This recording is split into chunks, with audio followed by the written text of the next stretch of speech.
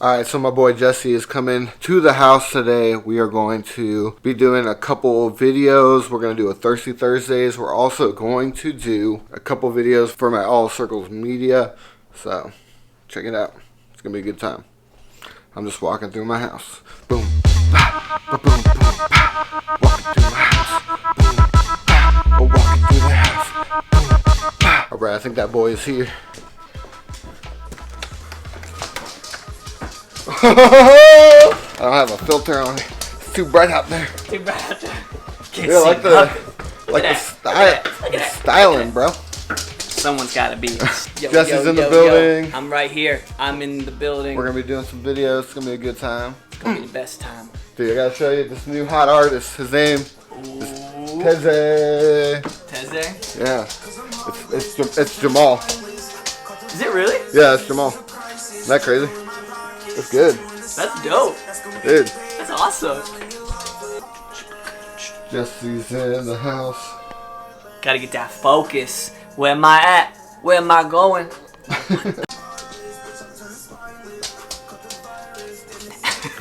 We're rolling. Rolling. Look at us. We're on the Death Star.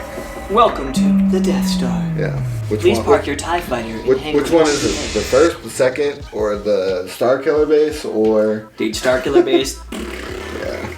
Just my opinion. They're like, you know what always works? A big giant ball that can destroy things. And you're like, that sounds about right to me. You know, if it ain't broken, don't fix it. Even though clearly the first two did not work, had fatal flaws. Yeah. Maybe it's just not. Spoiler alert. A good idea. Yeah, maybe there's got to be a better way. True. Didn't mean to spoil it, but actually, you know what? Star Wars is like 40 years old. Yeah. If you haven't seen it, I don't know what to tell you. Yeah, I don't know. I mean, if you're watching this video and this spoils Star Wars for you, I think you just have. There's just more things you need to deal with. I think it's reached the point of like it becomes like public domain knowledge. Where like Sixth Sense, like everybody knows. You don't have to say spoiler alert when you say. I've never seen the movie. I know it only. I only know the spoiler. Yeah, that's it. That's it. There you go. He's a giraffe. So today, what are we drinking? What are we drinking up in here? So we're gonna try some sparkling water. We allowed to advertise the say the brand. Yeah, that's fine. So some LaCroix. We're LaCroix boys. LaCroix boys. So I'm super stoked. I've recently become a fan of sparkling water. Wasn't a huge fan in the past. Yeah, I've been getting addicted to the LaCroix lifestyle. You know, it is a lifestyle. Should we? Yeah, let's do a little. Ready? Oh man! All right, so right now I got that pamplemousse, which is like grapefruit, which I don't like grapefruit like itself, or even like grapefruit like juice, but this is actually pretty good. Nice. So, I have bastic. Or watermelon. I'm assuming it's the French word for watermelon. Is that the French word? I don't know. I don't know my fruits very well. Ooh. And you tried it a little bit. So you tried the pamplemousse earlier. Mm-hmm. What do you think compared to the watermelon? This one's a bit sweeter. Yeah. I think I like this one a little better. Yeah. There's a bit more flavor to this one. I am a big watermelon fan. Like, I love watermelon itself. I like watermelon like juice. I like candy like watermelon flavored candy. Dum Dums, Suckers, the artificial watermelon flavor. And the Jolly Ranchers, those are always good. I actually hate watermelon. Like anything from the melon family, I'm like, get it out of my house. I don't want to see it. To me, it tastes like an old tire. Yeah. I've never like took a bite of melon. And I have some in my fridge right now, and it's the best watermelon I've tasted in a while. So you might have to try. Have to try. Put it in the video. And then also. Yeah, what's that? I got a little Four Roses. 4 Roses. Okay, so this is Four Roses that you can only get at the Four Roses distillery. They're in Kentucky. They're like a classic Kentucky bourbon barrel whiskey, and this is like a limited edition. And I'm pretty excited. Like this, I got this around Christmas time, so I've been like slowly working on it and just savoring every sip. So just savory. I don't know when Can a sip be savory? What does savory mean? Savory. It's usually applied to meats. Yeah, it's a savory meat. But then there's savory, but then there's another flavor, umami, and I'm not sure exactly what the distinction is. So, if there's any umami experts out there, let us know. Yeah, if you work at a sushi restaurant. Just what is umami? How do I capture its essence? Going live. Got my little soapstones. Keep it cool, but without diluting the bourbon. You don't want to ever dilute your bourbon. Unless it's like a cheap bourbon, then that's okay, I guess. No one's gonna say anything. Boom. And I've noticed that this over time has become more mellow, which I like. Interesting. Like at the beginning, it was very bitey and like kind of like whoa. It's like a shark. Yeah, like took a bite out of my tongue, but it like has smoothed over time, which I'm glad I didn't drink the whole thing. I've just been like slowly, getting into just it. Sipping savory sips, man. Savory sips. So, Jesse, you're what people would call a Renaissance man. Well, would you agree? I suppose so. Yeah. A Renaissance man. I like that. So, I like that. Do you know the history behind the Renaissance man? Well, Renaissance in French means rebirth. So it's all about... So after the Middle Ages or the Dark Ages, however you want to call it, human beings weren't the brightest bulbs, right? Or at least Europeans, right? Yeah. In our Eurocentric history studies, right? We know things like the Islamic Caliphate was doing incredible studies in optics and... different things like that during what we considered the Middle Ages for us. So it's definitely a Eurocentric idea that this was the Dark Ages. But Europe came out of their Dark Age, around, I believe it was like the 15th century-ish, the age of exploration kind of kicking that off, and then the age of science and reasoning, the Enlightenment. And so the Renaissance was this belief of like going back to science, right? And ironically, they went way back to ancient Greece, to the ancient Greek thinkers and philosophers, and started kind of revisiting those ideas, and then really taking it to the next level and starting to kind of go against things like Copernicus with the, going from the geocentric model to the heliocentric model, and then was it Copernicus who said that the Earth was round? I think that was Galileo. He was the first one? Okay. I think Galileo was the first one, and then he got big doodle. Yeah, he said no. And they're like, nah, dude. Like, I watched a video on how there was I forget who it was, but he did it by calculating the distance between two of the same size obelisks. Wow. And which would make sense. You figure out like the curvature of the Earth. That's just like and he did the math and was like, "This is how big the Earth is." See, I need to learn math. That's crazy. crazy. You can do cool things with math. Yeah, I'm terrible. Our friend Steven, he is a math whiz. Math wizard. It's his actual title. Yeah. But anyways, Renaissance man has come to me lately. Somebody that has developed a wide array of skills. Jesse here. How many instruments do you know? Like, or are you proficient at, I guess? Yeah, I would say proficiently, I guess I would say like the rock instruments. So I started off on drums as a kid, absolutely loved it. But then when I was like a freshman in high school, it's like around freshman, like 8th grade freshman year, I was like, I want to learn guitar so girls will like me and I will like myself. And so I began to kind of learn how to play guitar, but I get bored very easily. And so then I was like, I kind of miss rhythm. And so I found bass, which was a nice kind of middle ground for that. I started learning how to sing in high school as well. I'm not like a naturally gifted singer or anything like that, but I've learned how to sing and I enjoy it. Then I guess like post-college, I think it was Josh Hill introduced me to 21 Pilots, and so I fell in love with ukulele. I was like, this is amazing.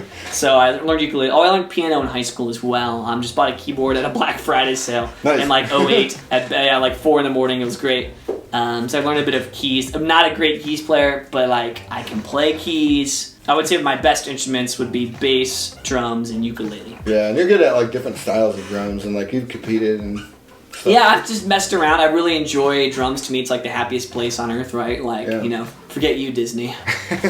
Behind a drum kit is actually the happiest place on earth for me. So it's definitely my happy place. But that's awesome. Being a storyteller, it made it hard to kind of tell stories with drums. So I think I've really flocked to ukulele in the past couple years. I still play drums pretty regularly. Ukulele has kind of become my go-to instrument now. So. And like you've had several projects over the years, and like tell about your like music experience, kind of like where you're at like with producing and that kind of stuff. Definitely, yeah. So I would say I started writing music, like I would say legitimate songs, probably like my senior year of high school. They weren't great. pretty rough. Just silly songs about girls that I liked, and it was just kind of like, yeah, we're just having fun, goofing around, right? I played my dad's acoustic guitar. And then I would say in college, didn't do a whole lot with writing music, but would just occasionally try to write some songs, and played a lot of drums at church, like pretty much all throughout high school and college. I was just the church drummer. Yeah. Which was pretty dope. I would say like post-college is like when I actually started to like write. Like start writing songs that kind of mattered and had some more depth. Yeah. Kind of about things that I was dealing with and frustrated with. And then in 2014, I built like a home like MIDI studio. So MIDI stands for, I think it's Musical Instrument Digital Interface, but basically it's like, you know, virtual instruments, that kind of thing. For those of you who are unaware. That's when we started making stuff. And that's kind of when we started. So in 2014, actually, from 2014 to 2015, I wrote and recorded 5 albums of just goofy pop electronica. And it was just the way I came down with some really crazy health stuff, as you know. And that was kind of how I processed that. It was just like my decline in health. And I couldn't do a whole lot, but I could tickle the ivories. There you go. I can make music. So that kind of is where I started with that. And then you and I started actually making a really dope project. So our album was called California Addict. It came out in 2015. Dang, dude. Right? Did it? 5 years ago. Wow. 2015, 2016-ish. That didn't feel like that long ago. Doesn't feel that long ago, That's crazy. But that was a dope album. I still listen to it. It's very good. Yeah, I think it was one of our best collabs, for sure. Wait, California Addict, dude. LaCroix. Woohoo! So that came 2015. 2016, 2017 were spent writing and recording my first like professional record under my artist name, Run Red Cassette. So I came out with an album, Everything's Mutual Between Us, in 2018 in the spring. It's a dope album. Thank you. I'm very proud of it. The best way I can describe it is it's nothing to write home about, but it's worth listening to. Yeah. Right? I think that's an honest description. You know, it's not going to be, you're not going to listen to it and be blown out of the water and be like, oh my gosh. But I really think it's worth listening to. And my wife is in the music video to one of your songs. That's true. Look at the music video for Everything. Adam and his wife are both in the music video, which is great. So that's fun. And then, so now I'm in a season. So last year, I played bass for a band called Salinas Poly, they're an incredible band. Some friends that I've met through the studio that I help out at, Real Good Records. Check it out, Carriage House Studio. I love it. That was super fun. And then I kind of got back into writing and recording, and I'm back in the studio now recording a new song called Prodigal. Oh, buddy. So that's kind of my music journey right now. That's sweet, dude. Yeah, so me and Jesse, we did have a band. It was fun. Those were some good times. We toured, did some shows here and there, and Dayton. Dayton was fun. That was a fun show. I like that. We just like crammed my drum set in the back of my Honda Civic. Yeah. We just drove 3 hours west. Yeah, it was a good time. It was great. On top of that, another way that you kind of, I think this started at the same time. You started learning different languages. Around that same time. So about the same time. You had lived in Dominican Republic. Spent a summer there, 3 months. And when you came back, that's when you came down with your autoimmune disease, and so you had kind of did you know Spanish before going? Kind of, like I had like taken 3 years of it in high school, but anyone who's taken a language in high school knows that you don't actually learn a language in high school. I don't know Spanish. Exactly. So I I actually spent a month in Guatemala prior to that to like learn Spanish, even though I had taken 3 years of Spanish. Because I was like, I don't know Spanish. Yeah. And then so it became very apparent very quick that I did not know Spanish. Yeah. Well, you started learning, Portuguese after that? So when I came back at the end of 2013, I wanted to like maintain my Spanish, and so I kind of tried to find ways to practice it. But then we live in a small town, Canton, Ohio, 100%. Yeah, 100%. It's great. Dirty 330, as we call it. Great little place. But there's not a whole lot of international people here. Yeah. There's a city, Cleveland. I think most people have heard of Cleveland. It's about an hour from here, and so there's some international stuff there. And Columbus, the capital of Ohio. Yeah. This great state of Ohio. The OHIO. Yeah, so there's some stuff there, but nothing that like could be on a regular basis, right? And so what I started doing is when I started getting like sick, I just kind of decided, I was like, I need to learn how languages are learned. Yeah. And so I started just researching like how does language acquisition, like the acquiring of a language, actually work in human beings? Yeah. Because it's a natural process, right? All humans speak language. Yeah. All of them. Even if they can't physically talk, they maybe use sign language or some sort of body language, right? Like we all communicate in some way. And so I'd be very fascinated with, well, how does the brain work in acquiring a language? Because it can't be that everyone in the United States is bad at language learning, right? Yeah. That like the second you become an adult. I blame our education system. And a lot of it came down, and it's not even the teachers' fault. It's more so like what the state and federal requirements are for the testing, and like doesn't really allot for conversation based, right? So most communication day to day, memorizing verbs and how to make a sentence make sense. And like you say things like, "This person eats the bread." Like it's not useful words, right? If you want to speak a language, you need to learn words that are relevant to you, which I call like me-focused vocabulary or self-relevant vocabulary, right? So as a music producer, I need to learn words like, let's take Spanish for example. So like acordes and guitarra and batería, like words that are important to me. Whereas, if your passion is cooking, you don't need to learn those words early on. You can learn those words later when you know the language, right? Yeah. But for me, it's like those words matter. Or I love coffee, right? So it's like el café, los granos de café, So things that like are important and relevant to my life, I need to learn first. Yeah. So I just started like studying. There's a great guy, Benny Lewis. He has a book, hashtag not sponsored, has a book called Fluent in 3 Months. If you want to learn a language, it is the most revolutionary. And he, of course, it's like anyone. You stand on the shoulders of giants, you can see really far ahead. But Benny Lewis has done a phenomenal job and just worked through so many things to just find a really awesome way to learn languages quickly. So Fluent in 3 months is more of a goal. If you've never learned a language before, you're not going to learn a language in 3 months. Now, if you've learned a language before, you can. Yeah. It's definitely possible because then you know what works and what doesn't. And he goes into that. And he's like, it's more of like a goal, something to shoot for, right? And see how much you can learn in 3 months. But Benny Lewis is a great guy. I don't know him personally, but based on his YouTube channel and his blog, but his book is fantastic, and so he's a phenomenal one. And then there's a great podcast called I Will Teach You a Language. There's a guy named Ollie Richards. He's super dope. Also kind of a similar thing. It really comes down to like conversation, right? Like a majority of your communication during the day is speaking. Yeah. Unless you work at a quiet job, send a lot of emails. But even then, most communication is speaking, right? And in language courses, they don't focus on speaking. And, like grammar is usually the most boring part. I mean, there's some people who love grammar, and it can be fascinating for sure. But a lot of the time, it's like you learn like how to conjugate like, the third week in class. You learn how to say like the basics like, hola, ¿cómo estás?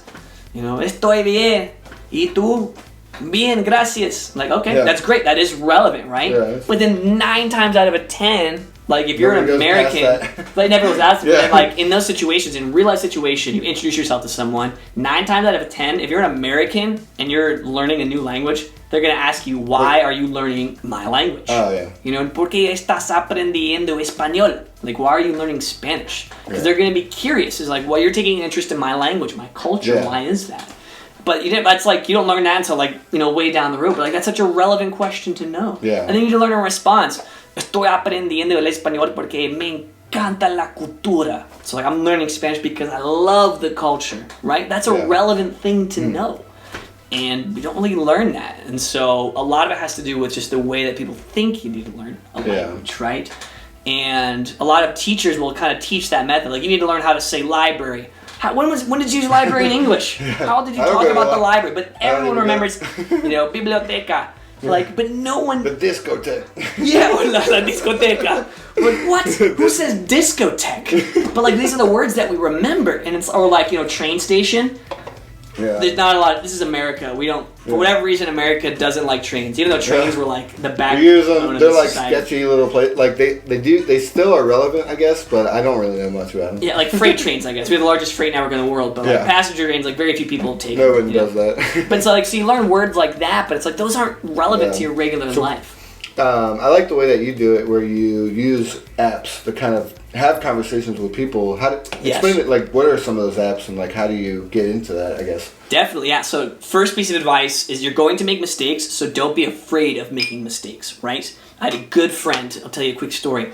Good friend. Do you remember Jermaine, who used to be at regular Starbucks? Yeah. Super cool guy. Became a good friend during that season of life, and he spoke Spanish fluently because his wife was Dominican. Mm-hmm. And I met him because I remember walking into work one day and she yelled, "Que lo que?" Like thinking like no one's gonna know, Jesse's just being weird. And then I ended up being on the front register, and then he like came up and was like, "Que lo que tigre," and which is like Dominican slang for like, "What's up, dude?" And I was like, hey. you know, That's funny. and I was like, dang, we became friends. And he was telling me a story about how when he was first learning Spanish, I was asking someone how old they were. And so in Spanish, and I think in all of the Romance languages, you ask someone how many years do they have. You don't ask how old you are. How many years do you have? Yeah. I think French is probably the only exception. You just ask you can ask what's your age. But in Spanish, Portuguese, and Italian at least, you would ask how many years do you have. Yeah. In Spanish, you would say, ¿cuántos años tienes? So, but it's important to say años, right? Pronunciation is important. But in Spanish, if you say ¿cuántos años tienes? It's not how many years do you have, it's how many anuses do you have. And so he did that with someone, and they laughed, and he was kind of embarrassed, but he never forgot that lesson, right? So making mistakes is a great way to remember. Never forget. You'll never forget that. So you're going to make mistakes, you're going to sound weird, but if you're in a language learning environment, that's a part of it. Yeah. Don't give yourself unrealistic expectations. Like, I want to debate high art and philosophy in French. Like, you probably don't do that a lot in English. Yeah. Maybe unless you're an art major or that's something you're deeply passionate about, then maybe. But you'll focus on that vocabulary instead of focusing on other things. But the best app to use is italki. italki. And again, hashtag not sponsored. You can find language partners. So you can do something called a language exchange where you say you're learning Spanish. You want to reach out to someone from Mexico. And say like, hey, I'm learning Spanish, I see you're learning English, can we do a language exchange? Let's do 15 minutes in Spanish, 15 minutes in English. That's cool. So you're both practicing your language and helping someone else with their language, right? And it's free. You make a friend out of it. It's just like... if you ever want to travel, that's an easy way to connect with people. Oh, and the language learning community is so loving and hospitable. Yeah. You had some people from Brazil up not too long ago. Yeah, so I met some really dear friends who actually moved to Ohio. They're from Brazil, and I met them on the site because I want to practice my Portuguese.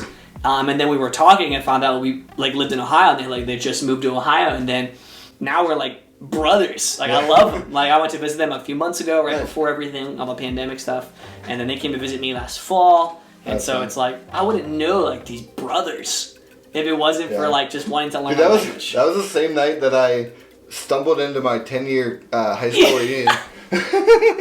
That's a great story. Yeah. So yeah, his friends they were from Columbus. Cincinnati. Or Cincinnati, that's right. So they came up from Cincinnati, and we were walking around downtown. We went to the Canton Brewing Company, right? Mm-hmm. We ate dinner there. We went to a couple different bars, and then we ended up at the Oracle, which is my favorite bar in Canton. It's the best bar in Canton. It's the best. And I usually know a lot of people there, but this time I knew way more people than usual. And I was like, these are all the people I went to high school with. What's the deal?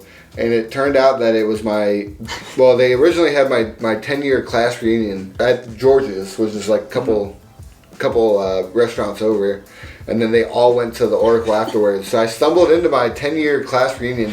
I had no idea. It's the most Adam Rob thing ever. Yeah, I was I wasn't a part of the Facebook group, I guess, that gave left you out. I just it was my fault. I had a request on there, but I never joined it, so I was whatever. But it was pretty funny though. Yeah, classic. Languages, yeah. Check out italki. You also get tutors on there, so you can Skype an online tutor for $7, get a full hour lesson, and then they can help you and teach you. And then once you learn the language, then it's easier to so is it mostly voice or do you do text? How does that work? I do mostly voice. To me, I love to talk. That should be pretty obvious based on this video. So since that's the primary way I love to communicate. Yeah. Sorry, I itch. I itch. Allergies. Since talking is the main way I communicate, that's what is most important to me. And so I want to be able to talk. But then, of course, the inverse of that is listening. So that's also an important skill, too. So you need to practice listening. Your brain is changing its literal shape as it processes all this information, right? Because for your whole life, you would say, this is, let's just say it's a cup. To be honest, I don't know the word for can in Spanish, but you could say it's a cup. Es una taza, right? And so now I know that this object is both called a cup and una taza.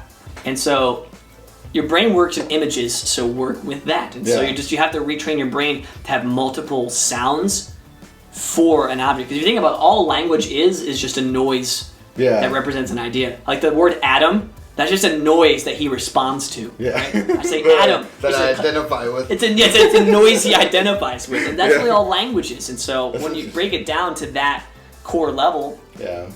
And it's easy to be, like, once you start seeing it like that, like, because you think about, like, your parents, like, when you see your mom, you see, like, oh, that's my mom, or, oh, her name is Jody, or, like, she's also my brother, I don't know, like, you can kind of make those associations, like, it's natural to us, but it's hard, I think it's hard for Americans to learn, like, another language, because we're trained to memorize, not associate, I think. Ooh. And so I think that's kind of like maybe like the main point, like problem that we have is like they're like memorize what each word means, and you're removed from learning it organically, so it's harder to pick up that way. That's an interesting point, Adam. I think I agree with you. Yeah, like we aren't really taught to associate. It's just memorize this list, take the test, and then forget. And so like when you do that, you're like, all right, I have to think of like, all right, tree. You're like, all right, well, I know what a tree looks like. I'll imagine a tree, and then you have to remember like what's that in Spanish, and it's like it's such a weird way of trying to learn something.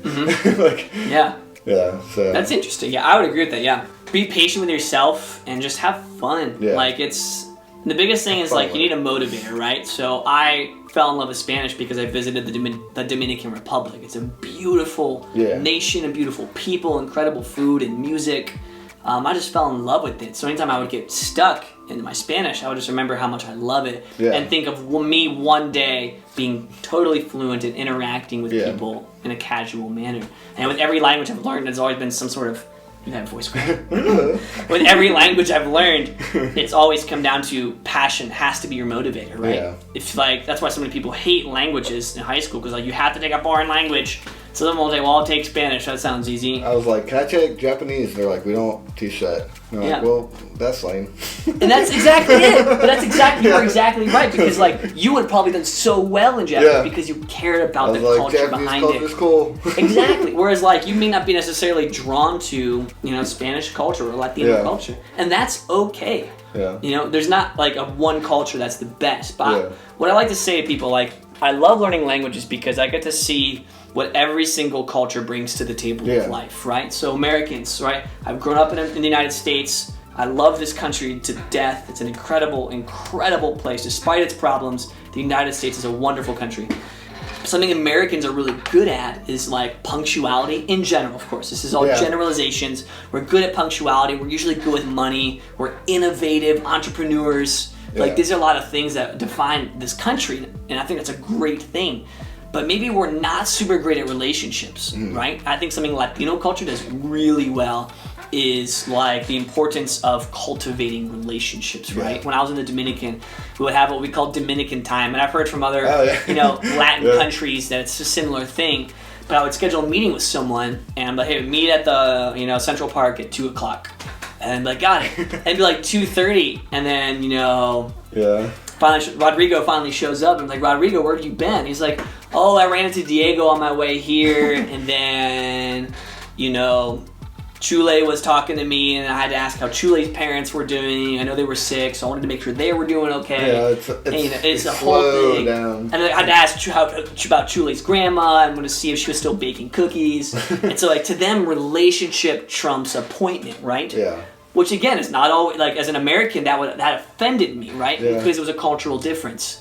To them, relationship is just more important. Yeah. And so to me, like that's now neither is correct, right? Like, but also neither is incorrect. Yeah. It's about finding the best in both. So maybe as an American, maybe I could be a little more lenient on deadlines or punctuality and be like, he got caught up talking to his friend. He's a few minutes late to hanging out. I think that's okay. I think that relationship was important, So every culture can bring something beautiful to the table. And I encourage anyone watching this, like, if there's any party that's fascinated with a culture, that's all you need to really learn a language. That passion that motivates you, because you will get burnout or frustrated and hit those plateaus where you just feel like you're not learning anything. And then you just have to keep diving deeper into the language. Like, I feel like I can't learn any more Spanish. I'm just going to study cooking vocabulary for like 3 weeks straight. All right, so are you guys ready? Every week I do something crazy where I'm like, podcast of the week. I don't know. And then future me is like, how do I do anything with this? That? So I don't know. It's a fun thing that I do. So I feel very happy. Yeah. You said you're not big into podcasts, so we'll give one that you have listened to, and then a YouTuber that you follow. It's pretty cool. So sounds good. What's the podcast and kind of what's it about? Yeah. So being a musician, being in a small town, being a musician, and really any artist, it's really hard to kind of get your feet off the ground, right? A lot of it's DIY, do it yourself, and so there's a pretty interesting podcast by CD Baby. So CD Baby is actually the company, again, hashtag not sponsored, that I use for distributing my music, right? So I pay them and they just give my music to, YouTube, Spotify, Apple, that kind of thing, right? But they have a really cool DIY podcast, and I've been checking them out a little bit here and there. I just don't have the attention span. That's why I struggle with podcasts. Just like listening to something, I just have a hard time paying attention. That's all it comes down to. But I listened to one a few days ago where the guy was kind of talking about how to be a successful musician without being the next Taylor Swift. Yeah. And he kind of was talking about how you got to find your smallest viable audience, right? And that even goes for YouTube, right? Yeah. So essentially, if you think about it, if you have 1,000 dedicated fans for musicians, or for YouTubers, 1,000 dedicated subscribers who are willing to invest $100 a year into you, whether that be through merch, advertisements, Patreon support for you, or for me, selling records or shows, then I'm making $100,000 a year. Yeah. So I'm doing what I love for a career, but I don't need to be on Taylor Swift level to do that. And to me, I would be content with that. And the guy, I can't remember the guy's name. He was a super cool guy. But check it out on the CD Baby DIY podcast at one of their conferences. But he just kind of talked about, how to grow as a niche musician by finding your audience and so. Yeah. And that's what Mark Rebier, he's found his niche. Exactly. He's found what works, and he's now known for that, right? 'Cause the guy who was doing the podcast, he was they were the first Asian American dance rock band or something like that. And it was and they just got known as the convention band. What is it? Not Comic-Con, but I think it was anime conventions. They did some sort of convention, right? I think it was anime, I could be wrong. But he said they just started playing anime conventions. Oh, wow. And they just got a super dedicated following, and that allowed them to just blow up. And they just got known for that. That's cool. And he's people may not, I can't remember the name of the band. It wasn't one that I personally recognized. He's you may not personally recognize my band. He's but in our circle, we are well known, and we have a wonderful fan base that we love. And it's oh, that makes sense. I don't need to be the next Taylor Swift. The world already has a Taylor Swift. Yeah. So I just need to be Jesse. Jesse Gearhart. So check it out if you're a DIY musician or a local artist. CD Baby. And then for YouTube, you have a guy. What's his name? Yeah, Jay Swanson. He's a super cool YouTuber, daily vlogger. He lives in France. Lives in France. Yeah. He lives in Paris, and he did 1,000 some videos in a row, daily vlogging. That's dedication. Nuts. Super cool guy. Obviously, I don't know him personally. I've messaged him a few times on Patreon. Yeah. But I don't know him personally. But if you love Paris or just France in general, and you enjoy the idea of a daily vlog, he has great content. He's also a writer. He has a podcast as well. He's kind of pretty much any medium. Yeah. You can find him. Super cool guy. From a language perspective, how does he do it with living in Paris? Does he translate? How does he? So he just does all his videos pretty much in English. Okay. Any instance in the vlog where there is French being spoken, he just puts subtitles on it. Oh, okay. That's pretty cool. Mm-hmm. It's probably tedious, but very good. Anything else you have on your mind? Thanks for watching. Thanks for listening to me talk about myself. Yeah, dude. Which is everyone's dream, right? I like to have people on that have cool stuff, so. Well, yeah, hopefully. Two LaCroix boys hanging out. Two LaCroix boys. So hopefully what I say just is an encouragement to anyone who wants to do something new. Yeah. I love new things. My favorite thing in the world is discovery. So new things, new ideas. And that's why. So I'm not particularly amazing at any of these things we've talked about today. Yeah. But I really love them. Yeah, and that's what a Renaissance man is all about. Yeah, exactly. I'll never be a Da Vinci or anything like that, but the world doesn't need that. Yeah. So I'm just going to be me. Just be you. Just be you. Be you. All Cheers. Till next week. Cheers.